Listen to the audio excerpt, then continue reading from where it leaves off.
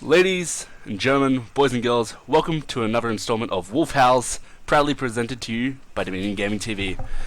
On the episode today, we have ourselves a member of the StarCraft 2C community who's loud with his opinions, whether they are, whether or not they are valid or whatever.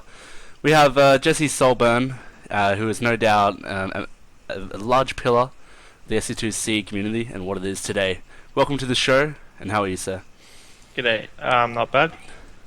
So, SouL, I guess we start at the beginning, right? So, what was your childhood like, and did you get into gaming on your own, or was there some people or a group of people that got you into games?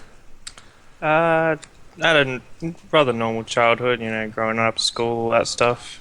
Gaming actually came to me through my uncle, who I saw play Brood War at a very young age, and I just went into consoles and all that stuff. So, what were some of your first games you remember getting into as a kid? Oh, probably Halo 2 and stuff like that. Shooters mostly. Yep. And at what point did you start playing like StarCraft and StarCraft 2? I played Brood War probably around 2010, but that was just a mouse only casual time. StarCraft 2 came at about 2013. Yep. Started playing that. Fair enough. So, you only started playing StarCraft 2 heavily around when HOTS came out then? Yeah, just before HOTS came out, I was getting into it. And so, have you always played Protoss? Do you like Protoss? Why do you play them? I actually haven't always played Protoss. I only picked them up probably 3 months after HOTS release. I Okay. played them because they just get free wins. So Yeah, this is very true about Protoss. So, uh, what about the Protoss race do you like, other than the obvious free wins? Like, what dynamics in the race do you like? uh, probably the fact I can make my buildings in their base, walk my units in their base, use one hand, all of that stuff. So now you're high masters level, and you actually have to use two hands, right? So, Yeah. can you tell me about your journey of getting there? Oh yeah. So everyone knows me as like the two-gay player or the cheesy player, and that's very true. I did that for just over a year and a half. The journey to higher masters recently was through a lot of perseverance, learning how to macro and actually make more than 60 supply. And so you're now a part of Frenetic Array, who is one of the staple pro scene teams in Australia for some time now. So how did you get picked up by them, and how's your time been with the organisation? I think I got picked up by Frenetic Array just after I left Ascension Gaming, just when that was going downhill. Yep. The time with them has been absolutely great. The practice, the social aspect of it, everything is just perfect. And let's get into Legacy of the Void here. So from a higher game level knowledge than myself, what are your thoughts on the new Protoss units and just the updates in general for Legacy of the Void? In terms of Protoss stuff, I'm a bit cut that I can't 2-gate anymore, but the general pace of the game really benefits high APM players like myself. So I can definitely approve of that. And all the updates coming out seem to be going in a good direction. So Fair. And if you could design a unit for any race in Legacy, what would it be its unique element that it adds to the Oh, game? oh Jesus. I would call it the first Zerg AA unit. And so it's a Zerg unit that Okay. flies and does damage to air units, unlike the Corruptor. Sounds good. Wally will approve. Bollywood, yes. um, so you ended up creating Axis Outsourced with a fellow community member, Antelope. Can you talk about how that came about? It's a bit of a story here. So just after the initial SR 1.0, just after that failed, Antelope and I were in a bit of discussion about what to do next, and one thing led to another, and we decided to have a go at doing our own thing. So I believe it was yeah, C Clan League number 3 was just around the corner, and we decided to pick up a few guys and have a go at that. Ended up going pretty well, made a few friends, and things just snowballed from there. So what drove you to make a new clan rather than just join an existing one?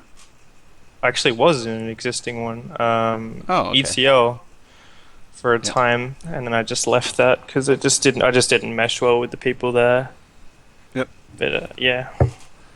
So ever since DGTV has been a thing, Axis, now SR, have been rivals mainly due to the majority of our starting roster were ex-Axis players, right? Like Shockwave and Nas. Just to yeah. name. So how did you initially feel about that situation, losing some of your players to this new clan, to this pleb wolf? To be very honest, like it's gonna sound a bit strange rather than hearing hostility from me, but I could understand it. An upcoming clan that had a leader very devoted to growing their brand, and a few passionate players that didn't find it quite. Well, it wasn't really their home in Axis. Like they wanted something fresh. It just seemed like a smart move to me, in the end. So all the trash talk was just general friendly banter, in my opinion. Fair enough. And so it's now been about 2-ish years since DGTV formed their StarCraft 2 team or clan. So how do you think the rivalry has developed? I think, like you said, it's just been friendly banter, but how do you think it's developed yourself? I think like the general banter's sometimes gone a bit overboard. Obviously, there's been periods where both clans have been inactive, but overall, I think it's been healthy, like for both clans to grow and find a good place to compete against each other and all that. It's been pretty good. So on that note, sorry, a personal question. I've heard a lot of things that things you have apparently said about Dominion Gaming.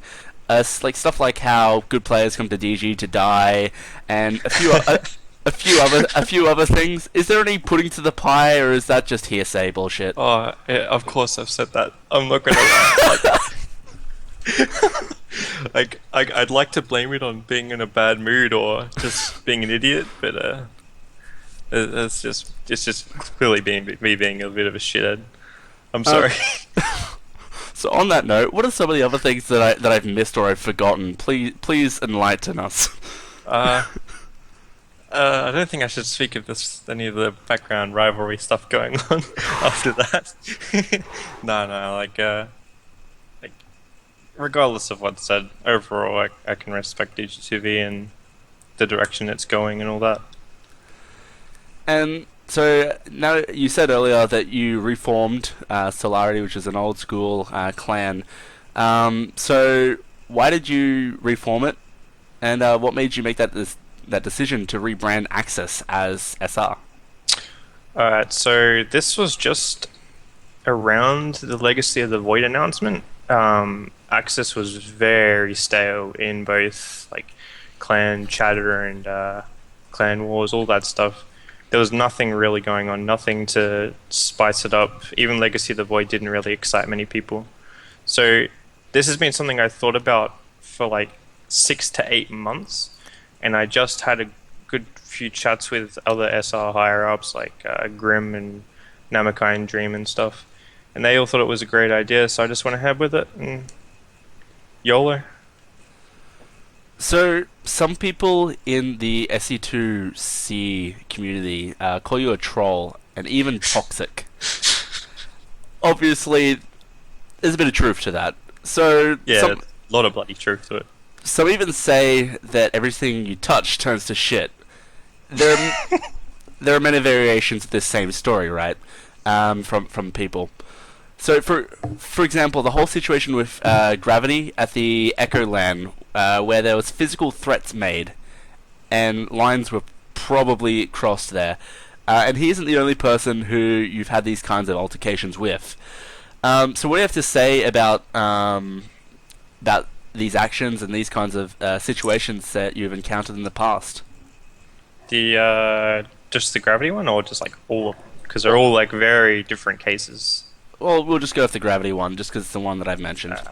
yeah, with the gravity one, there was a bit of bad blood between us and my clan. The weeks leading up to that, there was for everyone. Like we were all going through it. Tutors actually changed, so we don't really talk about it anymore. But what it was a combination of me being a cheeky arsehole to him, and him being a cheeky arsehole to me, and me being a minor. People saw the threats as way more serious than my threats on him. I don't think it was a very good move to leak it all into the thread, but it happened. Um, I don't know. I think it's just one of those dumb things that people do. And as for being toxic, yes, I am toxic. I'm sorry. I'm trying to get better. Alright. Well, I think that's pretty much it. It was a pretty short one. I went through these questions very quickly. So is there any final words you'd like to say, any shout-outs and all that sort of stuff? Shout outs to Frenetic Array and our sponsors. Shout out to Chadman for doing a great job. All hail Chadman, the one true Chad. Yeah. All hail Chadman, Nazi Chad. No, not really. Shout out to Dank Memes crew, Juno #1. And thank you, Wolf, for interviewing me. No worries. Thank you very much, sir, for joining the show. Thank you guys for watching. And it's been a relatively short one, but my name has been Wolf. And thank you for watching. Have a good one.